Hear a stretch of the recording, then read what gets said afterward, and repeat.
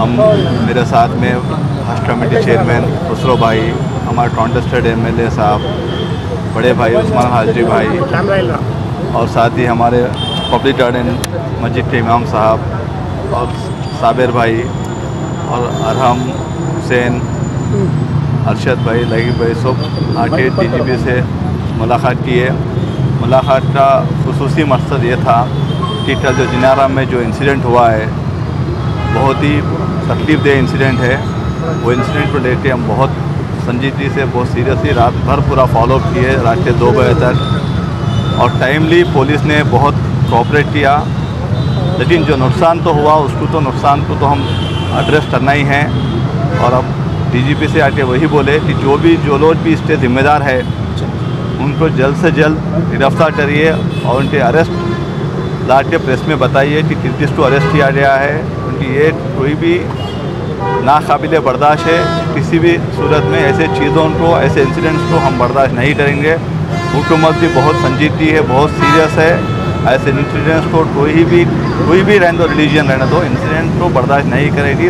और डीजीपी ने भी हमको बहुत ही तवक्कुन दिया है कि इस पर बहुत सख्त से सख्त कार्रवाई होगी।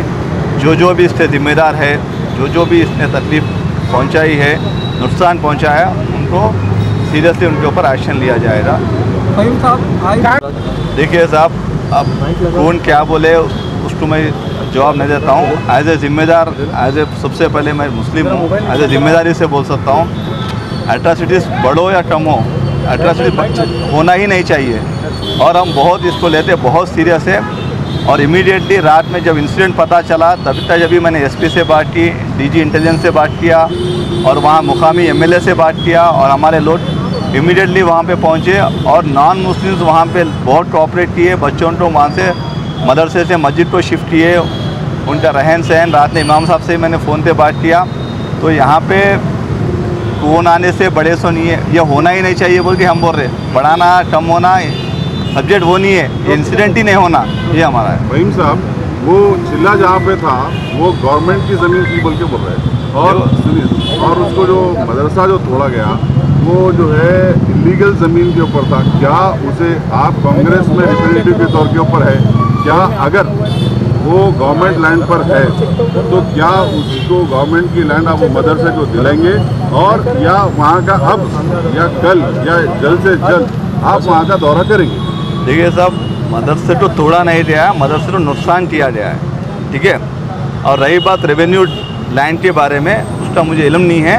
लैंड कौन सी भी रहो, मदरसा तो वहाँ पे था, और मदरसे में नुकसान करना किसी को भी इजाज़त नहीं देता।